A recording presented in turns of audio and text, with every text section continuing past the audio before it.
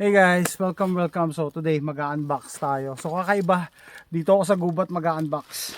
Pinagkatiwalaan ako ng Fiachi, no? Isa sa mga sellers sa Amazon, pinadala sa akin to libre just to try it.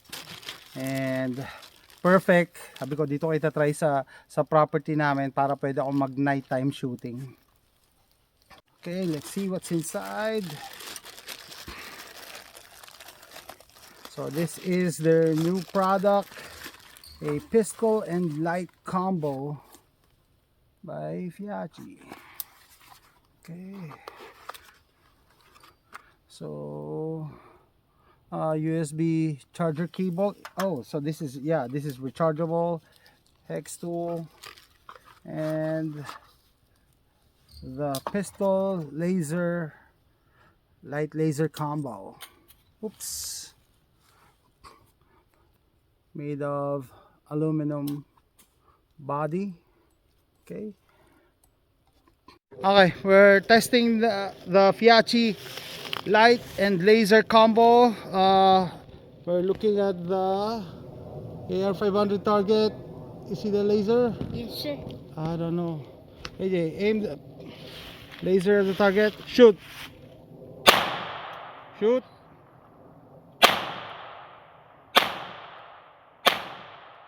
Yes. Ready. Okay. If I can get my ammo. Okay. Testing the Fiachi laser and light combo. Oh.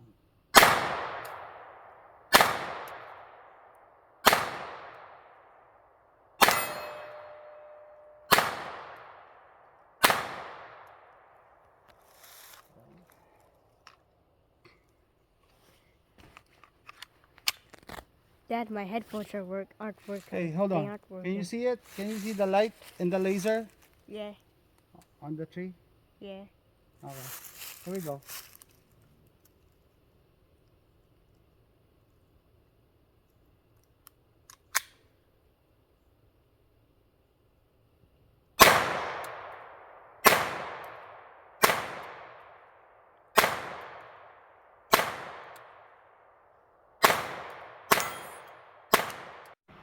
Okay guys, so we're back home. Ito na yung pistol light and laser combo from Fiachi. Okay, so thank you Fiachi, pinagkatiwalaan nyo ako i-review to. So anong initial impression ko? I like it. No, gusto ko siya. Mura na siya, mabibili to sa Amazon kung nandito kayo sa US. Mura na siya, tapos combo pa, no? Hindi mo na kailangan ng separate na laser, hindi mo kailangan ng light. Yung iba gusto laser, yung iba ilaw. Ito maganda, pwede ka pumili. Pwede wag mong gamitin yung isa, pwedeng isa lang. Okay, so yung mga modes, maganda, sabi ko, maganda gawin to paggabi para ma-appreciate nyo yung... Ito yung switch niya, no? Left and right. So itong mode na to, strobe. So pag sa kabila naman ng binaba mo, yan, solid na ilaw. Tapos ito yung switch niya kung anong settings ang kailangan, ang gusto mo. So ito pinaka left na settings sa taas. Syempre strobe tayo. Sa kabila, yan nga, solid lang na ilaw. And 1,000 lumens to. 1,000 lumens. Patayin natin yung ilaw talaga. Okay. Yan. Aha. Patayin natin lahat ng ilaw. Para talaga ma-appreciate niyo yung liwanag ng 1,000 lumens. Siyempre, yan. Yan ang 1,000 lumens, no? Okay. Tapos, pag sinwitch mo na isa pa yung setting niya,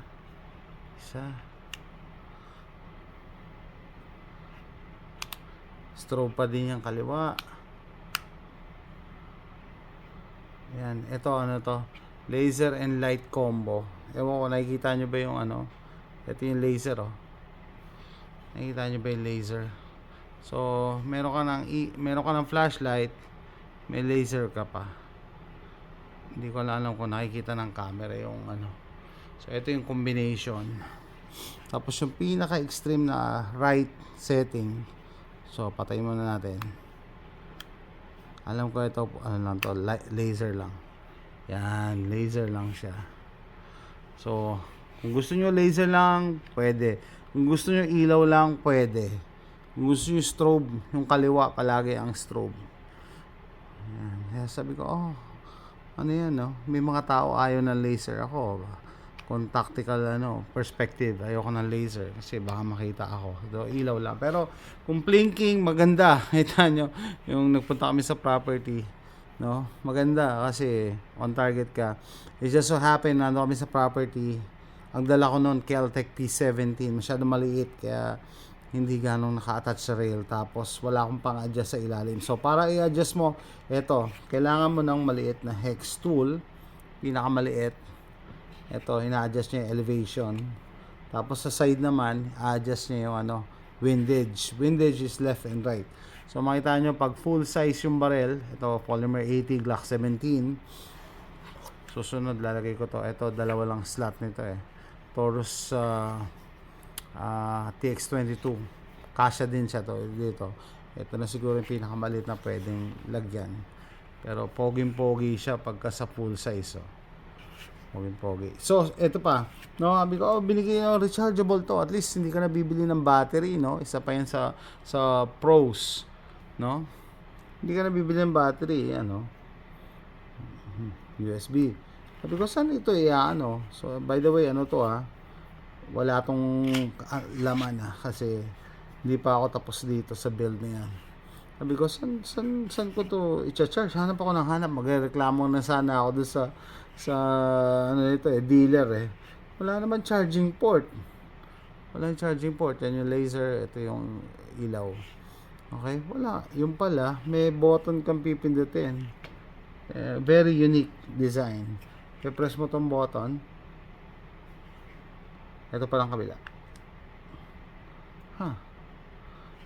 Press mo yung button. Yun, mag-eject. Hinintay ko i-eject Press mo to. I-eject siya. Tapos dito mo na i-charge yun. Yan. Using this. Kung may similar charger kayo, pwede. No? Pagka red yung ilaw, iilaw yun na red. Ibig sabihin, kulang sa charge. Pagka green, ready na. Fully charged na. So, pagbalik, isasalpak nyo lang din. It will only go one way. So, pag ay pumasok, huwag yung pilitin. And, pagka yan na, magla-lock in place. Galing. Galing, di ba? Magla-lock in place. So, again, strobe. Laser lang. Palitan natin ng setting. Laser and light combo to. And then eto, yung kabila na setting, flashlight lang. Flashlight lang. Napaka-importante ng flashlight sa pistol kasi hindi mo alam tactical perspective, hindi mo alam kung kailangan mo kakailanganin yung baril mo, di ba? Hindi mo alam kung sa umaga mo siya magkailangan o sa gabi. So mas maganda naka-ready siya. So pang home defense setup, I suggest dapat lagyan niyo ng ilaw. No? Kung sa umaga, okay lang, kahit di mo gamitin. Sa gabi, importante yan. Diba? So, FL, series. Ito yung niya, Yan. Okay, so, aluminum body. Hindi siya plastic. Diba? Yun yan, na-mention ko, 1,000 lumens. And ang runtime ng battery nito, 3 to 4 hours, no? And distance 100 meters daw kaya. Okay. Battery capacity 1,560 milliamp hours. So FL68G and then FL69R. Yan yung light, isa laser. Okay, voltage 4.35. Okay, so yung function niya, no, and yung specs niya similar sa mga high-end pistol light na mabibili sa market today pero sa murang halaga, no? Baka one-third ng presyo. Doon sa magbabash ng brand, no? Bihachi, matagal na ako gumagamit ito. Lalo-lalo na ng ano nila, yung red dot nila, wala namang problema, no? So, yan guys. Ito ang ating Fiachi pistol and laser light combo. Naka-combo ka. Just the laser. So that's it guys. Hopefully nag-enjoy kayo sa video na to, no? Ulitin ko, kung ang preferred nyo for home defense is a pistol, I suggest lagyan nyo ng light kahit of your own preference, kasi hindi mo nga alam kung kailan ka mapapalaban or kailan mo siya kakailanganin. Pero ito, yan, ganda. So that's it guys. Hopefully nag-enjoy kayo sa video na to, and thanks for watching. Bye.